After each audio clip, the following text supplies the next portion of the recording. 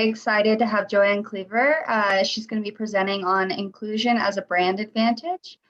Joanne is a longtime business journalist, author, and expert on career pathing. Her firm, Wilson Taylor Associates, collaborates with AFWA to produce the Accounting Move Project, the annual research and advocacy initiative that is transforming the CPA profession for women. We're very pleased to present this webinar as a member benefit of AFWA and a few housekeeping items before we begin. So this program qualifies for one CPE unit based on 50 minutes of instruction with questions and answers. To qualify for the CPE, you must be on the webinar for the entire time and you must participate in all 3 polling questions that will appear during the presentation. And I believe we have 4 polling questions actually for this presentation. CPE certificates, evaluations, and the presentation slide deck will be sent out within 1 week following this webinar. And as a reminder, we encourage you to use the chat section to network with other attendees while the webinar is going on. Feel free to use this section to ask questions to the speaker or other attendees. And we have a lot to cover today. So if you have any questions, write them either in the chat or the Q&A section, and Joanne will answer them during the polling break or at the end with Q&A. So Joanne, if you want to share your screen and we can get started. Okay, so can you see this now? Are we at the slideshow? We are not. Okay, let's see here. Oh gosh. I'm so sorry. Now I'm gonna have to, okay. You're fine. Oh, here we go. Sorry. Okay, desktop 1, I guess that's me, right? Yeah, we can see you. You should be able to press the share screen button at the bottom and click on the I've got it pressed and I'm pressing desktop 1. And then hit share.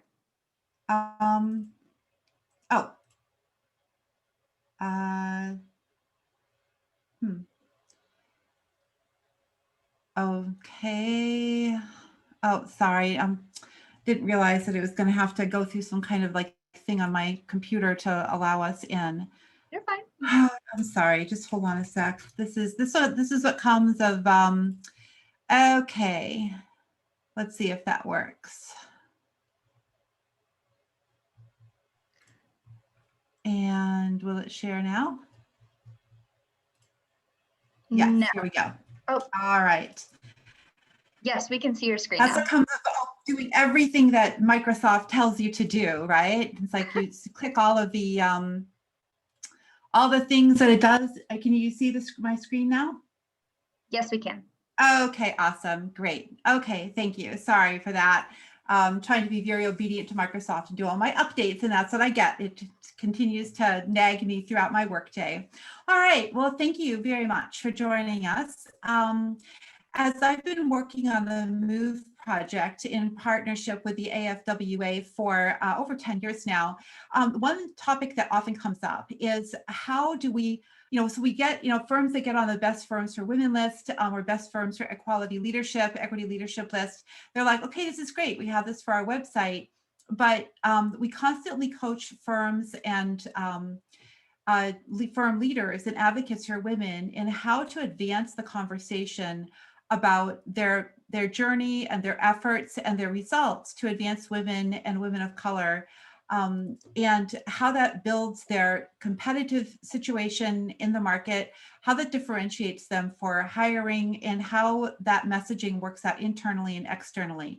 So this presentation kind of merges marketing goals and marketing efforts with the work that we do for the MOVE project and through and with the AFWA to clarify the status of women at firms, at the 50 or so participating firms in the MOVE project. What do you do with that data?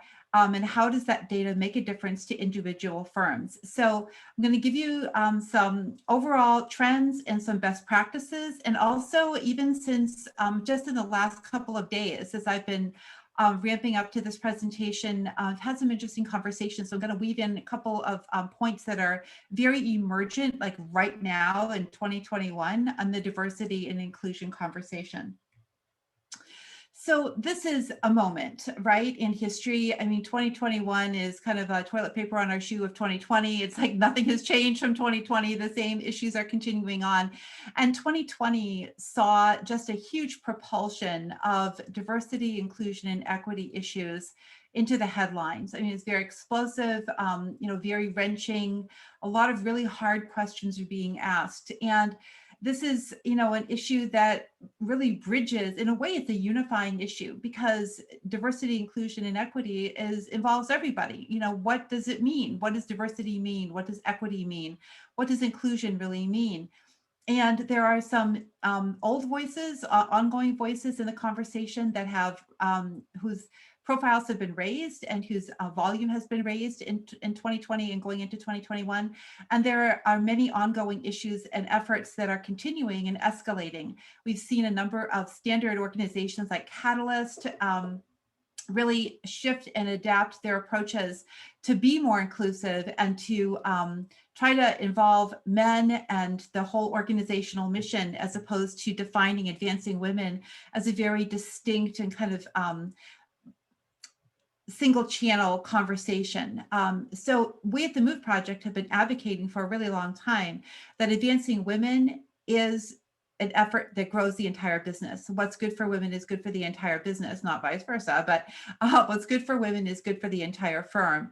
And that when women win, the entire firm wins. So it's kind of heartening to see that the perspective we've been championing is starting to be adopted more widely. At the same time, there's kind of an interesting, I don't want to call it backlash, but kind of an interesting counter conversation along the lines of, well, are we going to, if diversity means everybody, then what's unique about being diverse? Like, what does that even mean? If you start to say, well, everybody's unique and special, then are the voices lost of people of color, especially women of color, brown and Black women who historically have had struggled to be heard and included and accepted, and for their talents to really be fully engaged with business success. If everyone is included equally, then how do you make sure that people who historically have not been included equally still have a special voice in this conversation? So it's very much in flux, and I hope that we can have a conversation towards the at the end of this presentation about what you guys are hearing right now. But one of the key things I feel that emerged in 2020 is that basically, frankly, the entire world just called bullshit on happy talk, right? It's like you can no longer say, you don't get extra credit for, we say the right things, we have a good intention, we have a mission statement, look at us, it's like we have the same, person of color, the same women, trotted out every year as being, oh, look, we have one. Like literally, that is how it's been sometimes. As I've managed projects of this sort over 20 years, it's not uncommon for a firm to literally continue to introduce to us the same individual year after year as proof of their diversity inclusion efforts. And yet, is that really all you have? It's like, if your effort was really more widespread and more in shaping your entire mission, wouldn't you have more than one person to reintroduce to us every year? So I think that the entire world was just ran out of patience this year. There's obviously a lot of civil unrest, and that's kind of frightened a lot of corporate leaders. And so these hard questions are being asked, and it's an opportunity, though, at the same time for organizations that have been genuine in their efforts to be able to have a legitimate voice in the conversation. And that is a real differentiator, because if you've been participating in the Move Project and you've been buying into the AFWA's goals, you have got something to say that's credible and legitimate, and that has history and that has weight. So the big thing is, just don't keep doing what you're doing, right? I mean, if you've just been an organization that said, and I see this over and over again, as we do the Move Project, we're always reaching out to new firms. Of course, our process is we look at their websites, right? And we do a news search, we see what kinds of, in their most recent announcement about who they're promoting to partnership and principal, we look at the proportion of men and women, and we look back for a couple of years and we say, is this firm seeming to be on a track where we could say to them, you are doing really good things that need to be recognized by the Move Project. That's part of how we outreach to new firms. And over again, we see firms that literally, like, the stuff on their website never changes. It's like, people, we love people, up with people. It's like, people are awesome. No, I mean, I agree, people are awesome. Well, most days people are awesome. I myself am totally awesome. But, you know, just keeping the same stuff there that's very generic, it actually makes you look more out of touch, and you do not get credit. You no longer get sort of a baseline credit just for saying the right thing. It actually is starting to be a demerit. It starts to erode your credibility. So the emerging perspective is that diversity, equity, and inclusion is a perspective on your culture, your values, your organization, and how you approach growth. And now, Amber, did you want me to pause so folks can take these questions, or? You don't have to. You can keep talking over them. Okay. All right. It takes more than a question popping up on the screen for me to shut up.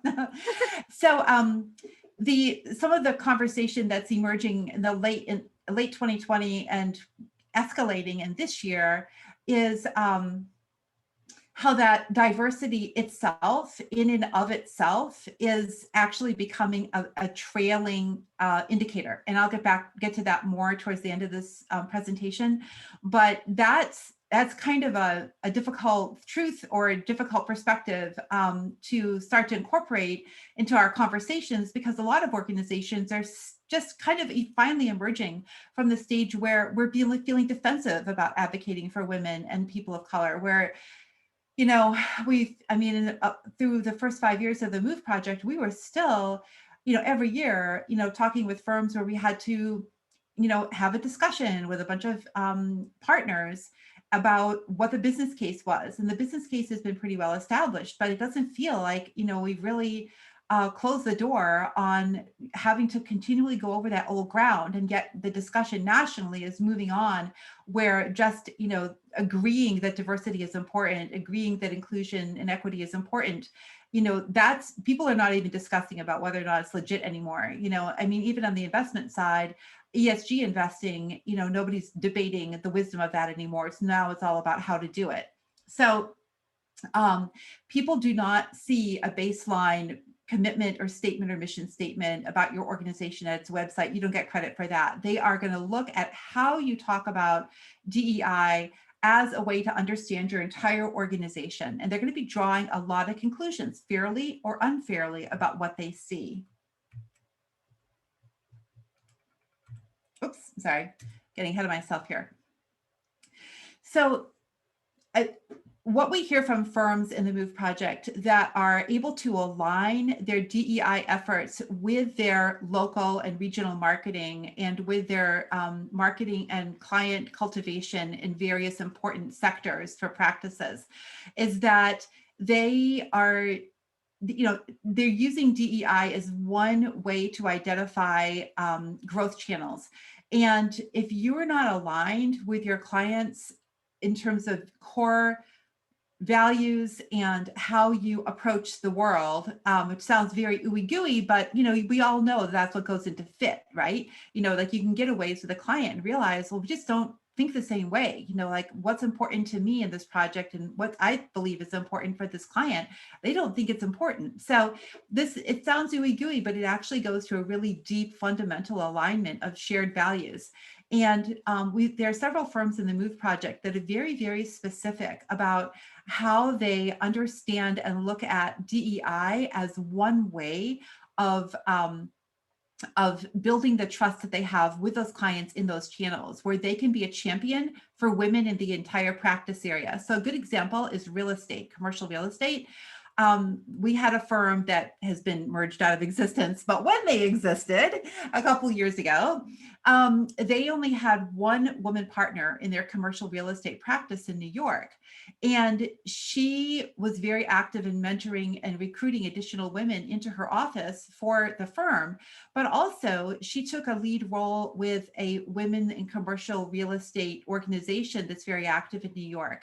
And she represented the firm as being a champion for women in that client category. And it just, you know, that was like, it's like a double platform in a way. She had the technical credibility of knowing commercial real estate, but she also was known as someone who really lived her values. And the clients that would gravitate to her, that, wanted to talk with her at events, or that found her through those events, just looking for, the right accounting firm to work with and to advise on their deals, that became a criteria for moving that firm to the top of the list. So that's what I mean by this alignment. I mean, it translates very quickly to trust.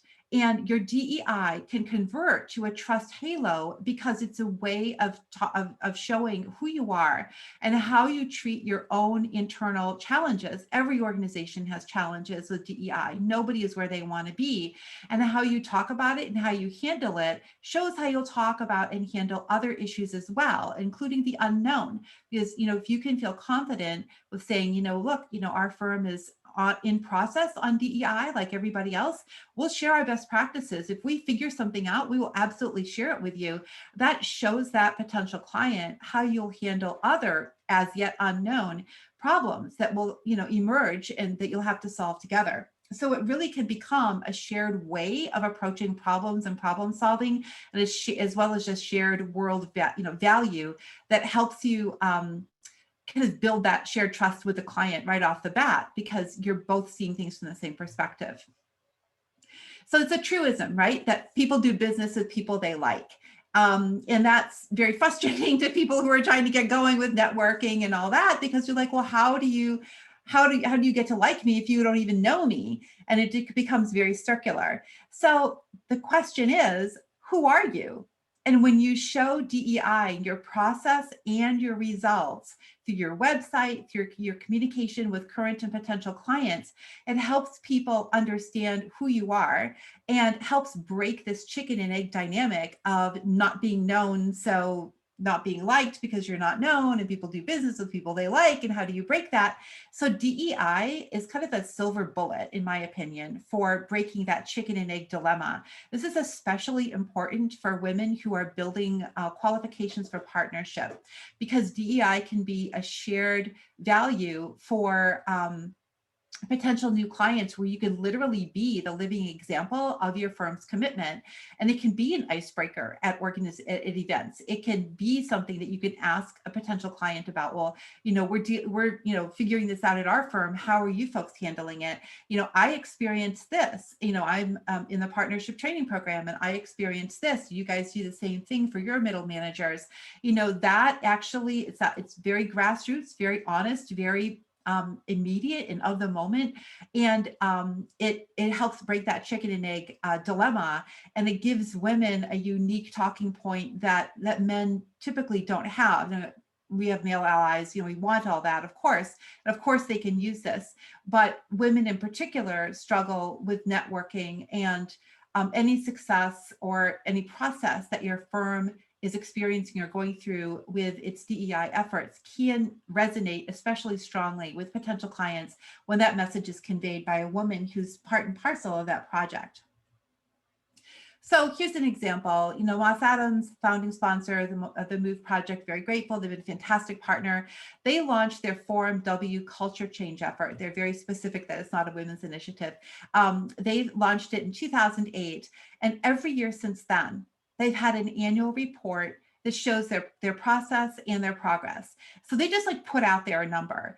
They're not kidding around, It's like they don't say, we're doing our best, we hope to do better, cross our fingers, click our heels together, see you in Kansas. They're not doing that. They're 100% about setting an ambitious goal. And if they get it, they're just awesome. And if they don't, they're just well, we seem to be on track. Here are the barriers we've encountered. Here are some specific programs or efforts that we're putting in place to try to overcome these. So their goal is still to have 30% women partners and principals by 2022. So that's only a year away. I spoke with them a couple months ago for something else. I said, how is that going? And they said, not very well. We don't think we're completely going to make it, but we did have this breakthrough on the executive committee. So, that's how they have this very high standard of disclosure and transparency with this annual report. So I've seen that other firms in the profession are starting to pick up on that. I've seen some really bad efforts at annual reports for DEI that just completely confuse the issue and obscure things like fancy graphics that, mix and match different numbers that don't even relate to each other. And you're just like, why? I mean, it's been almost comical, some of the reports I've seen. But PricewaterhouseCoopers this last fall just came out with a really good report that frankly looks an awful lot like the Moss Adams report. So if you haven't seen the Moss Adams reports, right there on their website, they also a couple of years ago started doing an overall diversity report besides their report on the status of women. So they really set a high standard for the entire profession that finally other firms are starting to pick up on. And through confidential coaching through the MOVE project, several top 20 firms have also adopted similar reports. PricewaterhouseCoopers did not participate in the MOVE project, so that's why it was especially interesting to me that when they finally came out with their own DEI report, it looked so much like the Moss Adams report.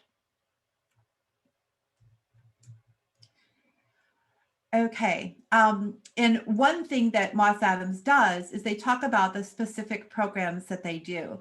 I especially loved a program that they launched about 5 years ago, where it's basically designed to break that difficulty that a lot of women have with converting conversations to clients. Like women are great at talking and networking.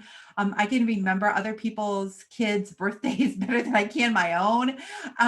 We're all, in general, women are really good at building relationships, but then it tends to come to a screeching halt when it comes to the ask, right? Because we don't want to be salesy, we don't want to be pushy, and pulling back from that moment of, getting to, well, let's talk specifically about, how what I'm great at can help your organization achieve its goals.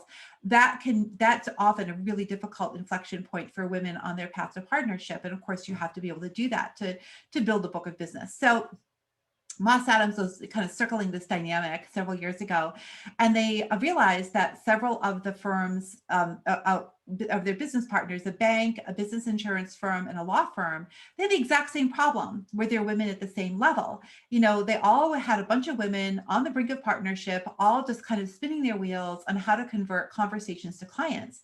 And they were like, oh my gosh, we can solve each other's problems. Let's structure a super specific networking event, like coffee, then that's it. Like not even any food. It's 90 minutes of hardcore networking. We're not having a program. We're not doing any manicures. We're not bringing any clothes or shoes for Dress for Success. This is 100%. I'm coming in with 2 referrals to give, and I'm coming in with 2 referrals to get. And that is it. And it's like, with the permission, just blanket, like this is what you're supposed to do. And so they put this into action in this kind of private setting with these other firms that they have a close working relationship with. And it made a huge difference for all of them. So that's a really good example of a type of program that delivers immediate results that other business partners outside that circle of 4 could learn from.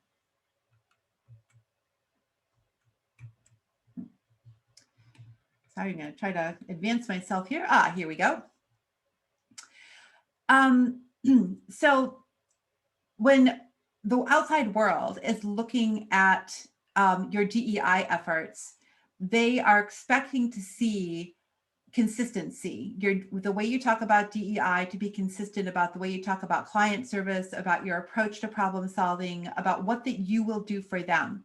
When we started the MOVE project in 2010, we asked in our interviews, we asked people, well, do you put information about the status of women or about your women's initiative in your standard pitch packet?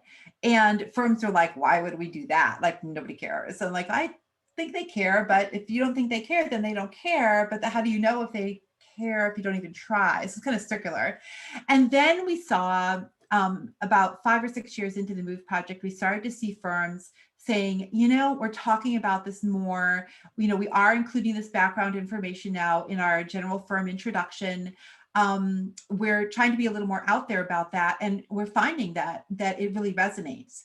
And then about 3 years ago, in the interviews that we do for the report, firms started to tell us, firms that have participated in the project for a long time, get a really deep trust relationship with them. They would say, guess what? We found out after the fact that we got this new client because they screened according to DEI and our Women's Initiative and other similar efforts. That was a screener way early in the process, and we didn't even know. And not only are we relieved that we put that information in there and talked a little bit about it, but we honestly had no idea that potential clients were so worried about this that they would actually eliminate firms from consideration on the basis of their communications about their diversity efforts. That was an eye-opener, and we started to share that through the confidential scorecards and snapshots that every firm gets. And you could almost like hear or feel the shockwave. People are just like, oh, shoot, we've been missing this opportunity. So it just goes back again to how important this is out there in the world. It's even more important now than it was 2 or 3 years ago. I mean, it's so pointed, so fraught. I mean, there's so much internal accountability now for choosing a business partner. And it's so competitive that a robust, clearly communicated, transparent, and genuine DEI effort absolutely is a critical competitive advantage. So here's the thing: you want to show that you're not just doing individual things like DEI programs that are like, we had lunch and learns and we have a book club. I'm not saying those aren't good; those are good, but they're kind of like these individual light bulbs, and if it doesn't add up to something bigger than the sum of its parts, then your story is probably missing. A lot of organizations can talk about things that they do, but the secret sauce is what the results are. So you want to be talking about how that your efforts are specific and how that they are replicable and what the results are. So here's something that Grant Thornton did. We did a special report with them a couple of years ago. And I had always kind of assumed, people were telling me, oh, the way you do culture change is it's top down. The CEO has to be bought in. There has to be a lot of statements at town hall meetings, from CEOs and other, see this, see that, type levels. I was like, okay, it's like I've been a corporate staffer. I've endured some town meetings. I know how it goes. So I was like, okay, well, if you say so. And then I had this conversation with the office manager for Alexandria for Grant Thornton. He was amazing. And he tried something different. So the Washington, D.C. office, Alexandria is part of the D.C. Metro. So they have a really rich and diverse talent base because there are so many federal offices. There tends to be a lot of African-American talent, maybe not as much Hispanic or Asian, but definitely a lot of African-American talent. So he was like, we've got a lot here to work with. How can we make sure that we're doing things differently? How could we be deliberately diverse? And so his idea was to take advantage of every new project team and force it to be diverse deliberately, not just, I know a guy who knows a guy, or I know a gal who knows a gal, or, oh my gosh, I liked working with this one person 2 projects ago, I'm going to pull her in. But to kind of cut and slice across horizontally and vertically to get referrals and to assemble a team that pulled in talent from unexpected places and sources. Moss Adams and Cohn Resnick, which until recently was the national sponsor of the MOVE project, they also do this, where they use the Women's Initiative as a development team, as a source for identifying talent that might otherwise get overlooked. So this Grant Thornton office manager, he was like, look, we're going to put together these teams that are really different, and we're really going to be mindful and pay attention to the dynamics. Like, what's hard for this deliberately diverse team? They're getting to know each other in the process of doing a brand new project. So their successes depends on each other. Like, how does that dynamic, help them overcome maybe some communication problems because of coming from very different places in life and life experience and professional experience? And what he discovered was that he did get better results out of these teams, but that the best way to effect culture change and acceptance of diversity and of diverse thought and to be inclusive is not top down, but bottom up. So he's now a proponent within Grant Thornton of seeding, SEEDING, seeding small, deliberately diverse groups and task groups formed to solve a specific problem. So their success is all about something that they all have to come together. There's a goal that's bigger than all of them. So they have a very clear purpose that motivates them to overcome whatever communication barriers or whatever that they have. And then you basically take that approach as you form new groups in office after office, practice after practice. And that starts to change how people relate to each other as they, when they, you know, in the process of that project, but also when they go on to the next project. So I'm not saying you don't need top down, but top down is gonna peter out after a while. Top down hasn't worked really well for a long time in and of itself. So this is a grassroots approach that bubbles up from the bottom, seeds that appreciation for diversity and inclusiveness, shows people in the process of their own very close to home success, like we are more successful because we did this differently, and that makes believers out of people.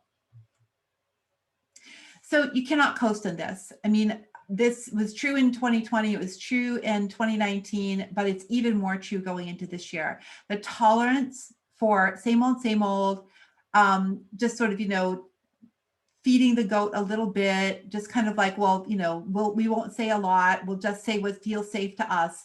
There's just like zero tolerance for that out there. This really is a situation where you need to be clear and incisive about what you're saying, you know, choose a message and go with it and be real about it, or frankly, shut up. Just don't talk about it. If you don't have something really clear to say, then you need to not pretend.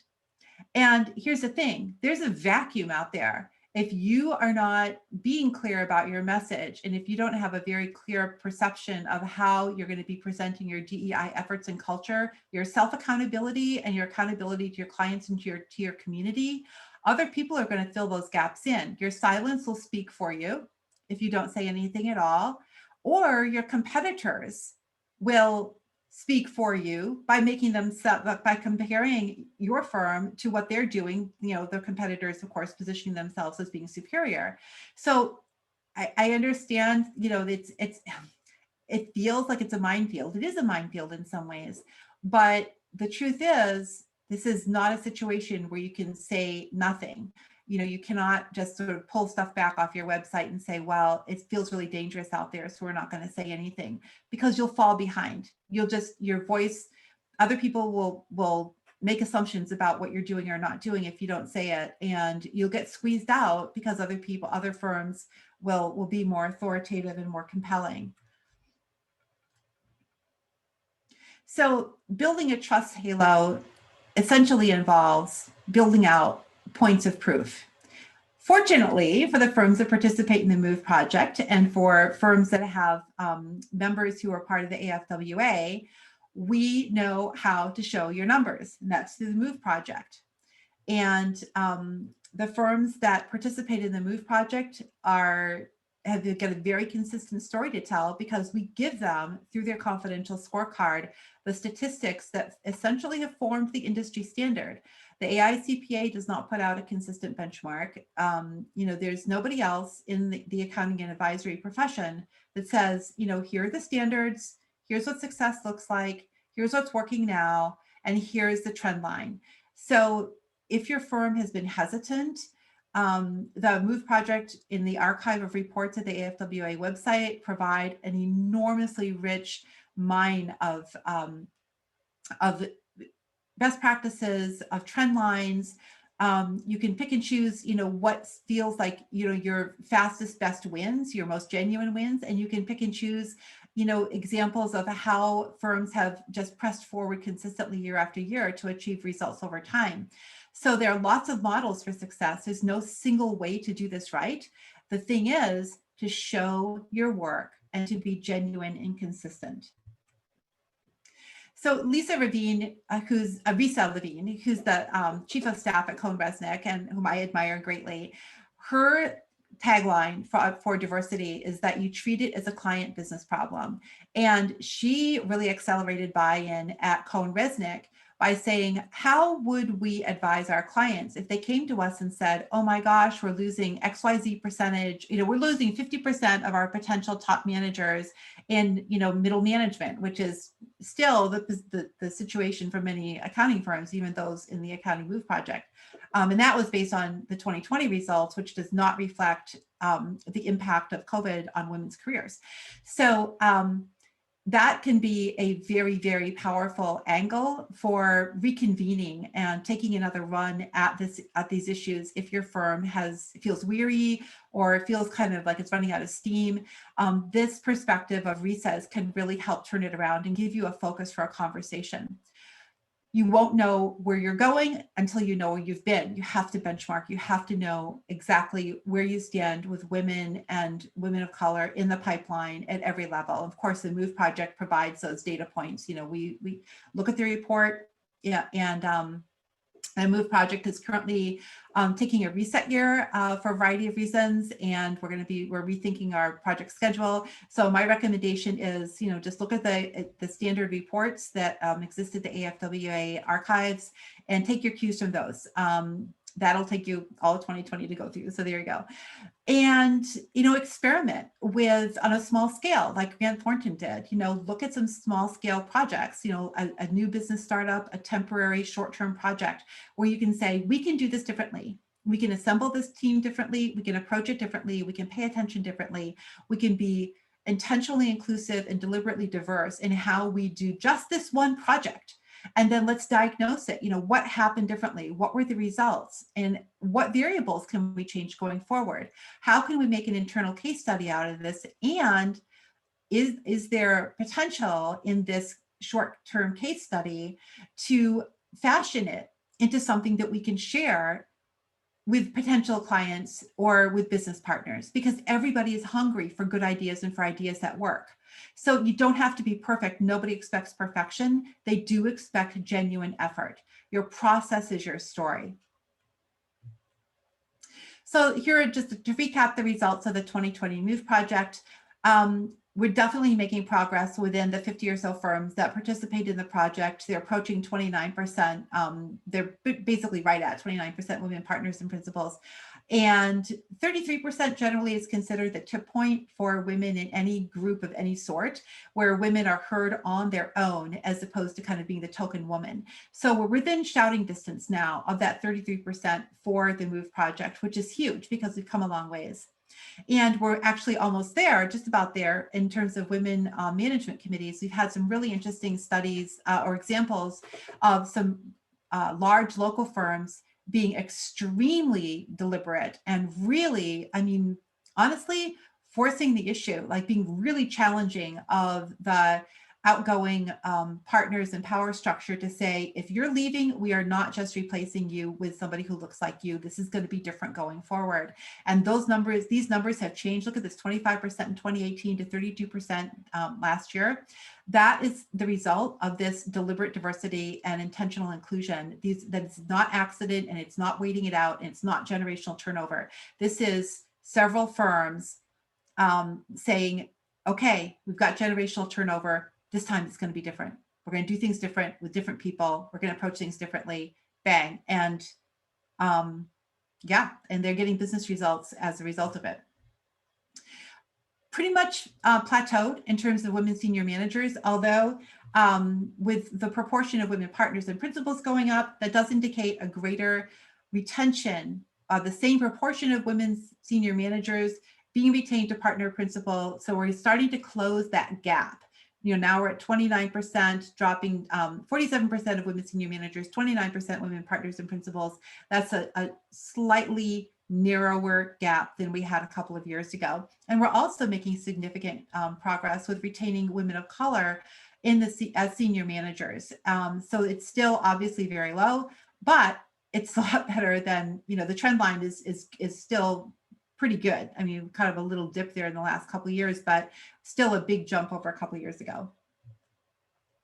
So these are the two concepts: deliberately diverse, saying who is it that, you know, who are we including, who is going to be the makeup of this team, or how are we assembling this department, or who goes out on a client engagement call, or who tackles this one problem, to not just rely on the same old networking or replicating, you know, the last successful team, but thinking outside the box, looking for those sources of talent and referrals internally, horizontally, as well as vertically.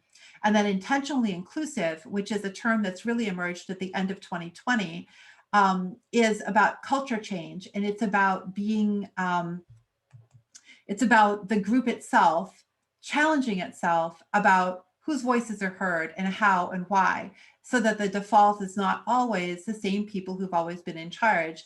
And this is kind of a hard truth, right? Because I've heard very often over the course of the last 10 years, well, how bad could white men be? We built these firms, they're doing good. It's like, how bad can it be because look what we built? Okay, so that's tends to be a generational perspective. No one's saying it's bad. The question is, can it be better? Can it be better? So by being intentionally inclusive, by questioning ourselves, holding ourselves accountable for what we say, the attitudes we have, examining what we assume, because that's the default, right? The culture is what you do when you don't, when no one tells you what to do. So by challenging our assumptions about who does what and who we listen to and what is the proper way to do something, how do we approach this problem and solve it, and all these kind of mushy dynamics. When we don't assume that the way we've always done it is the way it always should be done, that's a moment when to be intentional about including other people, about including everybody, people who have different perspectives, different life experiences, different identities, to say, okay, all of us are going to level set. My voice is not necessarily more predominant or more important than yours. We still may end up at the same place but let's at least kick the tires and make sure that we get there through a different process. This is hard work. And I find myself personally just kind of, it's great sometimes, to be honest. I mean, feels like it takes a lot of emotional work. And I find myself, like, in projects that I manage across the scope of my practice of doing research projects and working with career consulting and looking at career paths, I find myself catching myself all the time. Like, wait, did I just say that or think that? Or it's like, okay, I just did this one thing automatically. It can be a little bit exhausting, but at the same time, I'm trying to hold myself more accountable. So there's no question, it's a different way of thinking about things, but to move forward in sync with clients and to be able to retain the talent across the entire scope of the American population that we all need to do our best work going forward, this is going to have to be at least one aspect of how we make sure that we have the talent that we have to grow. Okay, so just real quick, here are 5 ways to, kind of to recap. Get your report out there, have your diversity report, look at the example set by Moss Adams in particular. Plant Moran has a good one. Beach Fleshman and Cohen-Resnick also have good reports. Take a lead in investing in local women-owned and diverse businesses. MCM, based out of Louisville, Kentucky, and Lurie out of Minneapolis, Beach Fleshman out of Tucson are all awesome at that. Plant Moran has been a leader with the ethnic communities in the Detroit area. That's legitimate and shows long-term commitment and accountability to the entire community, and really builds your case for drawing in diverse talent if you're already investing in those business communities. So try to think about changing your perspective for events that you hold with clients, with them on kind of a, hey, we're in this journey together perspective, as opposed to just putting on an event for clients. Like, I know that accounting firms are often very invested and very enthusiastic about the idea of the networking breakfast, but a networking breakfast is something that's put on for clients. How can that concept be re-engineered to be doing something with clients, to kind of share a journey, share an exploration, share learning and change together, side by side, as opposed to staging an event? It sounds like a semantic difference, but it really is a difference in perspective. I come from a place of business journalism, and I can tell you that there's unending hunger and need for sources, especially women, to be bringing us stories of authoritative process, not perfection, but how did you do this? I'm going to give you an example in a minute. But and don't go out there and do this without media training. You do not want to be interviewed by a business reporter without knowing how to navigate those interviews. Do not do that. But there is an enormous appetite right now for how businesses are handling these issues. So again, looking at those small, short-term experiments that you might do in the same way that Grant Thornton did, to be able to bring those out there to the business community through media interviews can be a way to hopscotch your authority straight to the buying public. And consider the people that carry those stories. Traditionally, you want your partners to be talking on behalf of a firm, but is a partner really the only person who can authoritatively share a story of firm culture change? So this is getting a little bit old now, but this is this is actually a story from 2014. And this is how a Moss Adams team actually worked with an up-and-coming senior manager and what she had to overcome to qualify for partner on her own, like things that she had to realize and overcome. And then how the Moss Adams partners also had to reframe their definition of success and what were the success factors and what did his partner even look like. So this story is a great example of how process, not perfection, can carry a story through. I mean, this is an amazing, it took me a year of working with Sue Schellenbarger, who's now retired from the Wall Street Journal. I talked with her about this potential story for a whole year before it came out. And it took her 6 weeks of on and off reporting to put the story together. But, the win doesn't get any better for building authority, building credibility and that trust halo with your market and potential clients than something like this. And I write occasionally opinion pieces for the Chicago Tribune. With full disclosure to the Chicago Tribune editorial editor, that I had done this work for Grant Thornton. That's why I knew this story. I was able to actually share a little bit of the Grant Thornton story about how that, this one partner at Grant Thornton who has 5 kids, how that a little bit of her process, it's only one paragraph in a bigger opinion piece that I wrote about how that women should not have to trade away pay equity for work-life programs, but it really makes the point. And she's right there in Chicago.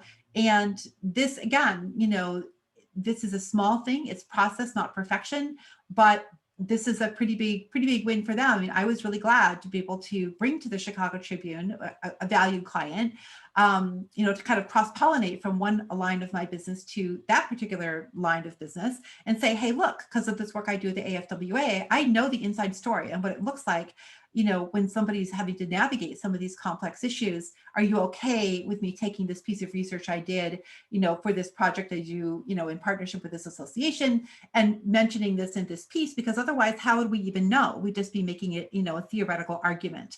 And so Julie's story makes the theoretical argument real. So this can be the kind of payoff that you get for being transparent about process. So here's the final slide, and I think it's time for some questions and comments.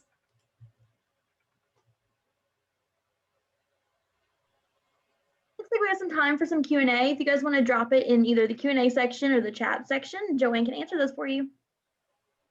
I'm sorry.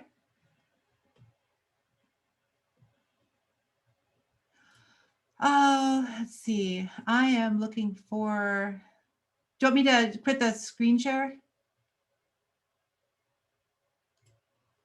Ah, here we go. Here's chat. I found it. There you go.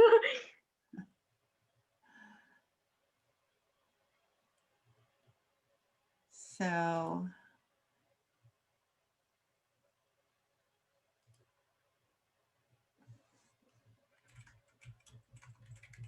Looks like there's a question in the Q&A section, Joanne.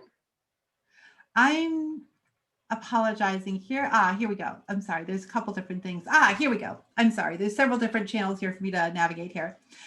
Smallest firms that are members of the MOVE project. Thank you, Ellie. Well, we really prefer to have 50 employees because there has to be, we really, that's basically the cutoff, around 50 employees. Usually there's 12 to 15 partners at that level, maybe 10, 12. would be the lower end. And we need to have a firm that's of significant size where there can be a career path for women. So we are interested in stories of women who leave larger firms to start their own firms, because that is something that is really of great appeal to young women in the profession. And so we often do showcase career path stories in the MOVE project for women who are solo practitioners or have started boutique firms. But to be included in the overall database, it's 50 people.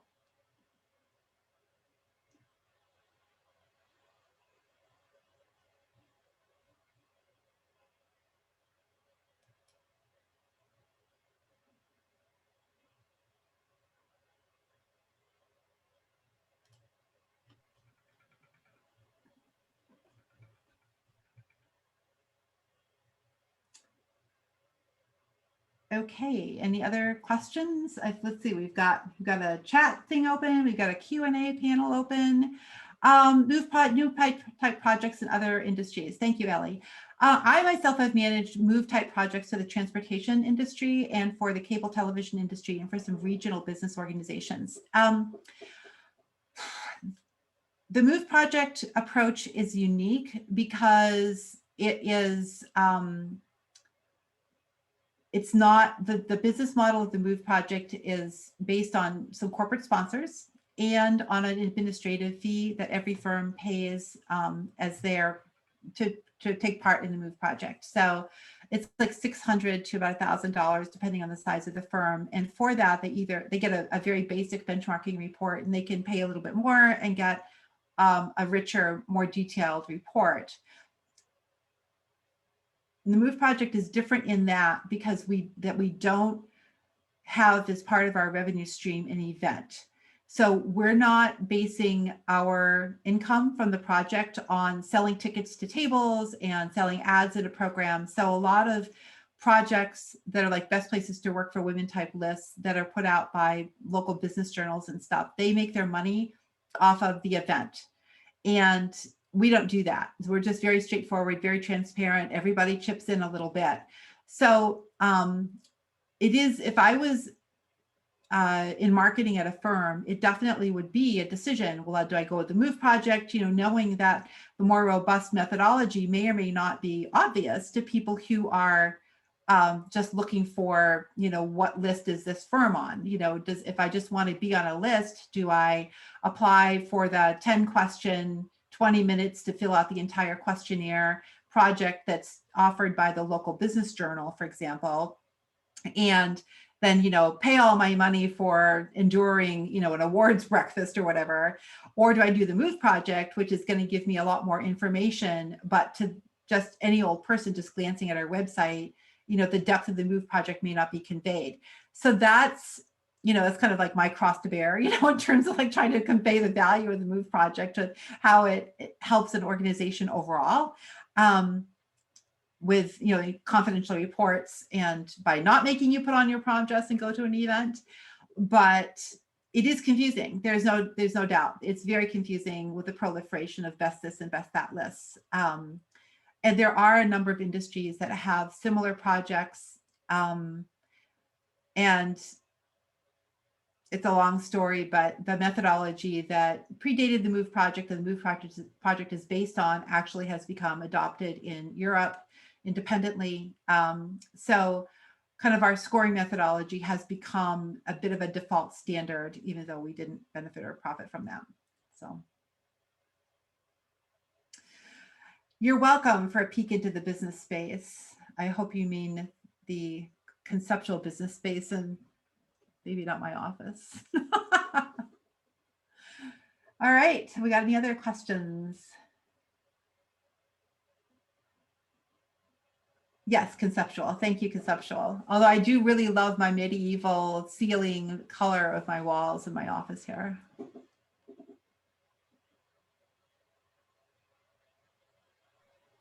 All right, well, if there's no more questions, Joanne, thank you for joining us today. Really appreciate you doing this for us. As always, we will be sending out the presentation, your CPE evaluation, and your CPE certificate within a week. And if you guys have any questions, just let us know.